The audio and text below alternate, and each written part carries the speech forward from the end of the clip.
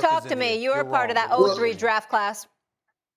Yeah, I was, Molly. One of the best draft classes in NBA history, but I'm not here to boast and brag, okay? I'm going to talk about Carmelo today. But when we talk about LeBron James, he's already in another atmosphere, right? We talking about all-time greats. And I'm not here to disrespect Dwyane Wade because I believe he's a top 5 shooting guard of all time. But if the Detroit Pistons had drafted Carmelo Anthony, it would have shaken up a lot of things, and it would have changed history throughout the Eastern Conference, and it would have affected LeBron James and Dwyane Wade, in my opinion. When you look at Carmelo going to the Detroit Pistons, so what? He's not known as a defensive player. He's known as a certified bucket getter, a guy that could lead the league in scoring in his sleep, right? One of the most prolific scorers to ever play the game. You put him on that Detroit Pistons team, they still win that championship in 2004 because you got Big Ben Wallace, Rasheed Wallace to cover up. You have a dog like Lindsey Hunter coming in off the bench. They had enough to cover up for rookie mistakes, but he was going to provide that spark and give them extra points. Now, with that being said, here's the thing why I feel like Detroit would have won more and Melo would have gained more for being a Detroit Piston, because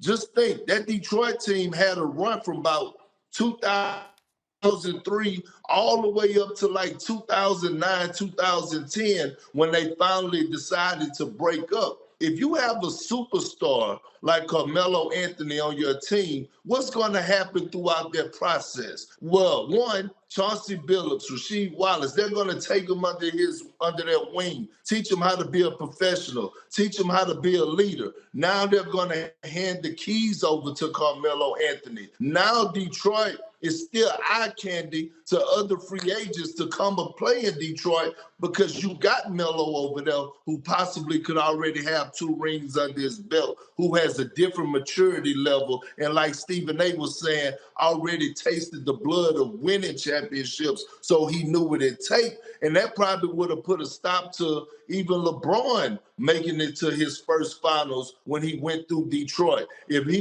Detroit would have had Carmelo, then I don't know if LeBron take that Cleveland Cavaliers past Detroit Pistons to the finals that year. I'm just saying. So I think that Melo legacy would have been a lot different, and we could have put it in the same conversation with Dwyane Wade if Detroit Pistons would have drafted him. I can't deny that what both you guys present could have happened, maybe, but there's a lot of ifs. Maybe he gets a taste of this, and therefore he makes that decision. This happens, that happens.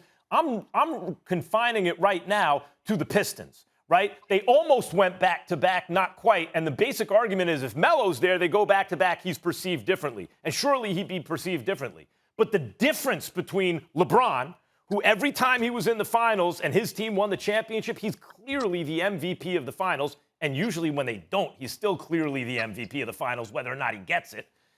And Dwyane Wade, when he played with Shaq, Dwyane Wade put up 35, 8, and 4 just about over those 6 games and was the finals MVP. No one had a finals like that since Michael Jordan. What does that have to do with the price of tea in China?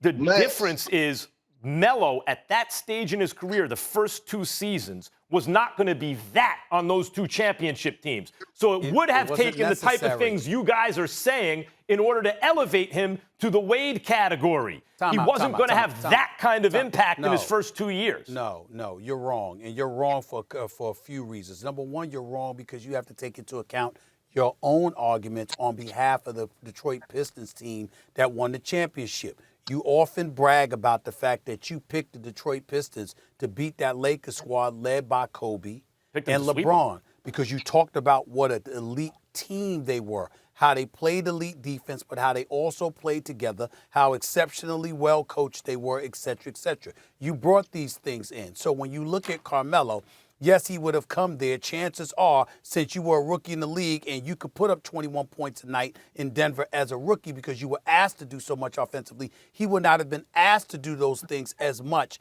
playing for the Detroit Pistons. Number two, if you get a title. Because remember, without him, they went to a Game 7. My brother Rasheed Wallace, who I love dearly, if that brother forgot, if he didn't forget to not leave Robert Horry in the left corner at the Palace in Auburn Hills for a 3 in that Game 5, the Detroit Pistons might have won the championship, okay? Big shot that Bob. was a very pivotal. Big shot Bob. Rasheed Wallace left him and gave him and surrendered that open chance. You don't leave Robert Horry open for nobody. You don't Lord, do that. you do not. That was number 2. That's number 2. But number 3, and more importantly, remember what we're talking about. And KP, you can speak to this better than me.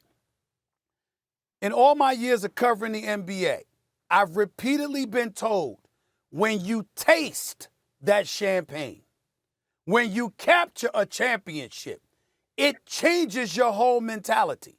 Yeah, you want the bag. Yeah, you want the money. Don't get me wrong. You always going to try to get it. But finding yourself in situations where you just playing, but you're not legitimately really competing for a championship, it's just something very, very palpable that's taken away from you. And I'm saying if you were Melo and you were in Detroit, once you tasted one chip, it would have made you make different decisions that would have got you others instead of going for the bag.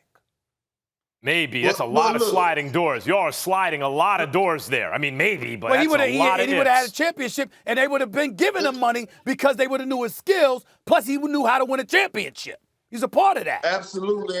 And here it is, Max. This is what I'm trying to explain to you.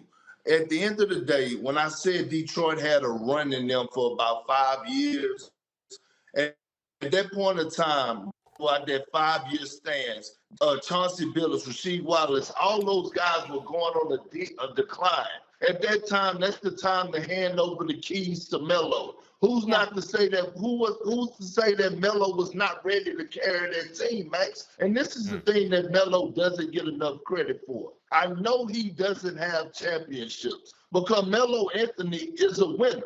Going to Syracuse and winning the national championship as a freshman, that's a winner. Going to the Denver Nuggets and turning that organization around, helping them make multiple, I think it was 2 Western Conference Finals, always in the playoffs, that's a winner.